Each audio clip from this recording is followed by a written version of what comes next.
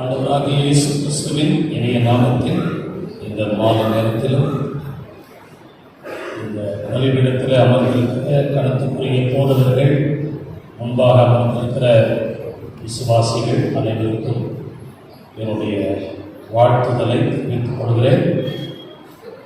உலகமெங்கிலும் இன்றைக்கு பெந்தைக்கோஸ்தை நாளாக எல்லா திருச்சபைகளிலும் அனுசரிக்கப்படுகிறது. காலையில் நான் 2 ஆராதனைகளிலே பரிசுத்த ஆவியானவரை குறித்து பிரசங்கித்தேன். கொஞ்சம் கிளியராக இல்லாவிட்டாலும் கொஞ்சம் நீங்கள் கேட்டு வண்ணமாக பேசுகிறேன். இன்றைக்கு ஆண்டவராகிய இயேசு கிறிஸ்துவை சொந்த இரட்சகராக ஏற்றுக்கொண்ட ஒவ்வொரு நபரும் பரிசுத்த ஆவியினுடைய அபிஷேகத்தை பெற்றுக்கொள்ள வேண்டும்.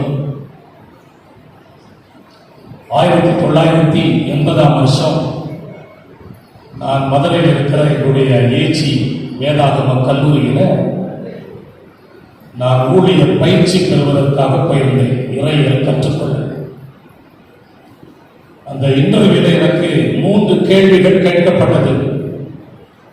பிரின்சிபல் மற்றும் டீச்சர்ஸ், இந்த போர்டு மெம்பர்ஸ் இருந்தாங்க. முதல் கேள்வி, தம்பி நீங்க மனம் திரும்பி இருக்கிறீங்களா?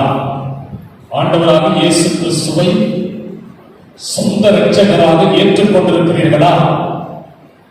மனம் திரும்புதல் அந்த அனுபவம் உங்களுக்கு இருக்கா? 2வது கேட்டாங்க, தண்ணீரில் மூழ்கி ஞானஸ்நானம் பெற்றிருக்கிறீர்களா என்று கேட்டார்கள். முதல் கேள்விக்கு ஆம் என்றேன், 2வது கேள்விக்கும் ஆம் என்று சொன்னேன். 3வது கேள்வி என்ன கேட்டார்கள் என்றால், பரிசுத்த ஆவியானவரை அந்நிய பாஷையின் அடையாளத்தோடு நீங்கள் பெற்றுக் கொண்டிருக்கிறீர்களா என்று கேட்ட பொழுது இல்லை என்று சொன்னேன். முதல் 2 கேள்விகளுக்கு ஆம் என்றும், கடைசி 3வது கேள்விக்கு இல்லை என்று சொன்னேன். உடனே பிரின்சிபல் சொன்னாரு, பரிசுத்த ஆவியை நீங்கள் பெறாததினால் இந்த வேதாகம கல்லூரியில, இறையியல் கல்லூரியில நீங்கள் படிக்க முடியாது என்று சொன்னார். நீங்கள் வீட்டுக்கு போகலாம், நீங்க பரிசுத்த ஆவியானவரை பெற்ற பின்னாடி இந்த கல்லூரிக்கு வாங்க, உங்களை சேர்த்துக் கொள்கிறோம் என்றார்.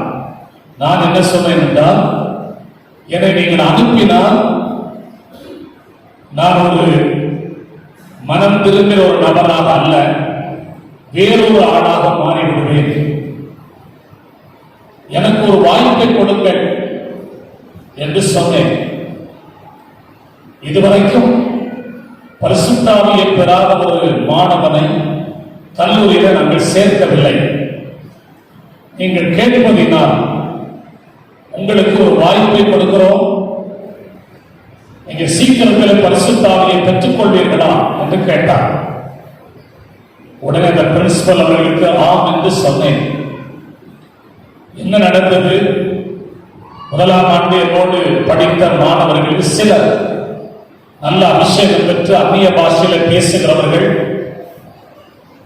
அவர்களில் சிலரை என்னுடைய கல்லூரி டீன் அவர் என்ன செய்தார் என்றால், இந்த பயிற்சி பெற வந்திருக்கிற இந்த சகோதரர் ஜோசப், இவரை நீங்கள் அபிஷேகத்துக்குள்ளே நடத்த வேண்டும் என்று கேட்டுக்கொண்டார்கள்.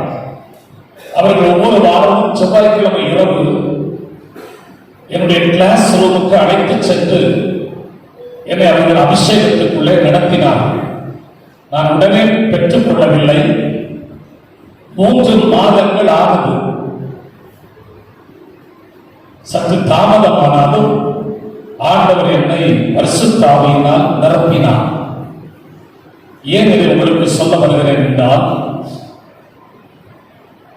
பரிசுத்த ஆவியை பெறாமல் ஒரு நபர் ஒரு கிறிஸ்தவரோ ஒரு ஊழியரோ பரிசுத்தமாக வாழ முடியாது. இயேசுவுக்கு இயேசுவுக்காக வைராக்கியமாக வாழ முடியாது. அவருடைய சுவிசேஷ பணியை தீவிரமாய் செய்ய முடியாது. ஆண்டவர் அப்படிப்பட்ட ஒரு நபரை பயன்படுத்த முடியாது. இதை என்னுடைய வாழ்க்கையில நான் இந்த அனுபவத்தை பெற்றுக் கொண்டேன். ஏன் உங்களுக்கு இதை சொல்லுகிறேன் என்றால், இயேசு மரித்து உயிர்த்தெழுந்து 40 நாட்கள் பூமியில் இருந்தார்.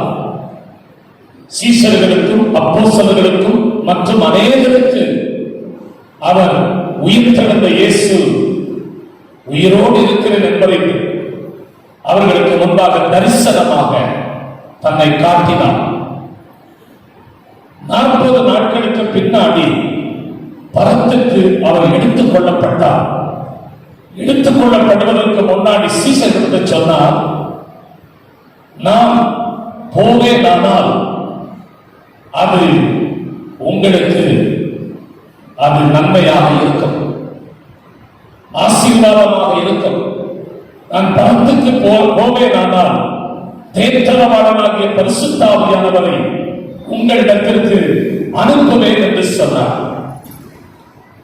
பிதாவின் இந்த வாக்குத்தத்தம் நிறைவேற நீங்கள் எருசலேமை விட்டு, தேவனுடைய வீட்டை விட்டு, தேவனுடைய சபையை விட்டு, தேவனுடைய சமூகத்தை விட்டு போகக்கூடாது.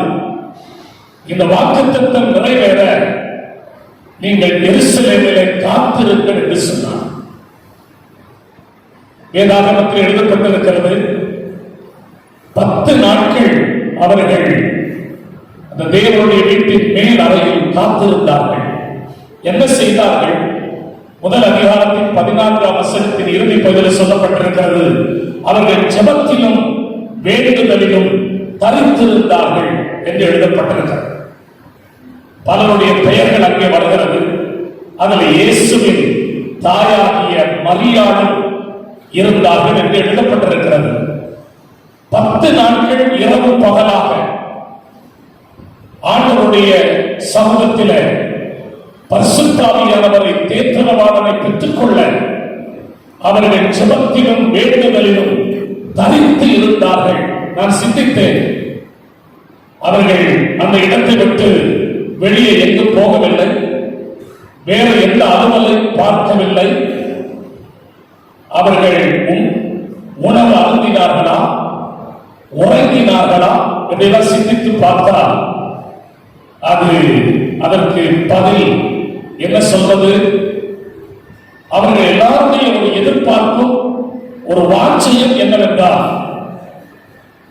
இயேசு சொல்லி போன அந்த பிதாவின் வாக்குத்தத்தம் எங்கள் வாழ்க்கையிலே நிறைவேற வேண்டும் என்று சொல்லி அவர்கள் 10 தினங்கள் அவர்கள் தேவ சமூகத்திலே காத்திருந்த பொழுது, 2ஆம் அதிகாரத்தில் அப்போஸ்தலர்கள் சொல்லப்பட்டிருக்கிறது, அவர்கள் எல்லாரும் ஒருமனப்பட்டவர்களால் ஓரிடத்தில் கூடி வந்தார்கள். பெந்தைக்கோஸ்தே என்னும் நாள் வந்த பொழுது, பெந்தைக்கோஸ்தே என்றால்